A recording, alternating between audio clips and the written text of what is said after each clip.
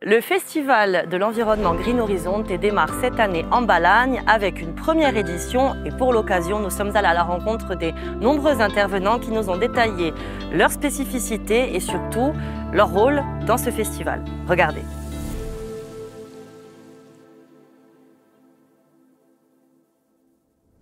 Au sein de Green Horizonte, l'écologie et l'environnement sont des thématiques largement évoquées, notamment l'écologie intégrale avec notre invité d'aujourd'hui, Ronan Delacroix. Ronan, bonjour. Bonjour. Alors vous, c'est l'écologie intégrale et vous êtes également dans l'équipe du salon Change Now qui se réunit donc une fois par an à Paris.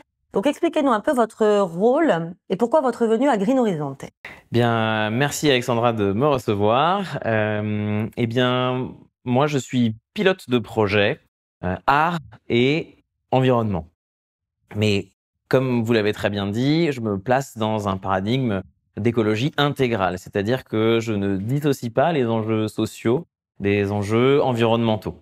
Ils sont toujours liés dans ma pratique. Moi, je suis commissaire d'exposition, en fait. J'organise des expositions d'art contemporain par les œuvres d'art qui sont présentées ou les artistes qui viennent intervenir, abordent les sujets de l'écologie, dite intégrale, soit dans leur fond, soit dans leur forme. Et c'est quoi justement ces œuvres d'art que vous exposez ? Alors ça peut être vraiment des œuvres d'art de tout type. Ça peut être des performances, de la sculpture, de la peinture, de la photographie, peu importe le médium, pourvu qu'il y ait un message et pourvu qu'il y ait une éco-conception. Et au niveau de Change Now, donc quel est votre rôle ? Eh bien, je suis le directeur artistique de Change Now. Donc, en réalité, je m'occupe de faire venir des artistes sur scène pour évoquer des sujets, mais aussi pour performer. J'expose aussi des artistes, soit des œuvres qui existent déjà, soit je vais commissionner des œuvres d'art ou des performances pour l'occasion. Alors vous, quelle est votre vision justement de l'écologie aujourd'hui ? Quel constat vous dressez ? Comment on pense l'écologie sociale aujourd'hui ? Alors la question est bien trop vaste pour que j'y réponde, mais à ma petite échelle, je constate que il y a toute une nouvelle école d'artistes qui travaillent ces nouveaux imaginaires et ces nouvelles matières, des matières à créer et des matières à penser. J'aime beaucoup travailler avec ces artistes-chercheurs qui se mêlent de la matière et vont chercher des matières circulaires, donc des matières issues de l'économie circulaire. C'est des matières issues de rebuts ou alors des matières qui sont des coproduits d'industrie ou des matières qui sont entièrement innovantes. Et j'aime beaucoup confier ces matières-là dans les mains des artistes. Pourquoi ? Parce que ces matières-là, elles incarnent les transitions qu'on vit aujourd'hui. Et donc, qu'est-ce que vont en faire les artistes ? Comment vont-ils mettre en œuvre cette matière ? Et qu'est-ce qu'elle va raconter ? Et quel regard elles offrent sur le monde ? Ça va être beau différemment. Ça va être un beau bizarre, un beau nouveau. En tout cas, souvent les artistes redéfinissent ces notions de beauté et d'esthétique. Alors vous abordez un angle, je dirais, intéressant au niveau de l'environnement, de la problématique environnementale. Est-ce que votre venue dans un événement comme Green Horizonte est intéressante dans la mesure où justement vous parlez avec des gens qui, comme vous, sont passionnés, concernés par ces thématiques et justement l'abordent d'une autre façon. Alors est-ce que cette mise en synergie, c'est vraiment enrichissant pour vous ? Oui, cette synergie hyper intéressante. Tout ce qui se passe ici à Green Horizonte est fascinant. Il y a des gens qui sont investis dans des projets culturels et tout le monde est concerné par le tourisme.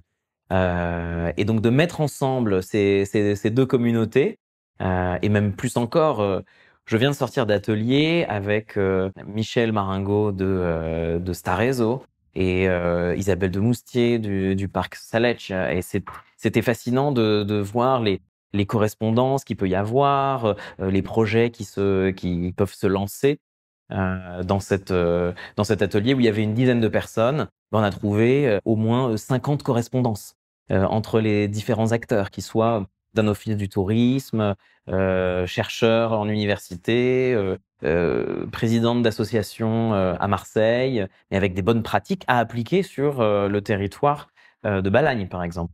Et pour vous, c'est quelque chose donc du coup qui doit être amené à se pérenniser? Parce qu'il y a quand même beaucoup de projets qui peuvent en découler, qui peuvent, J'espère. J'espère que ça peut se pérenniser, j'espère que ça peut vraiment aboutir, que ces petites graines qu'on a semées, aujourd'hui, vont pouvoir, germer et produire des projets qui, vont mettre la culture au cœur d'un projet touristique.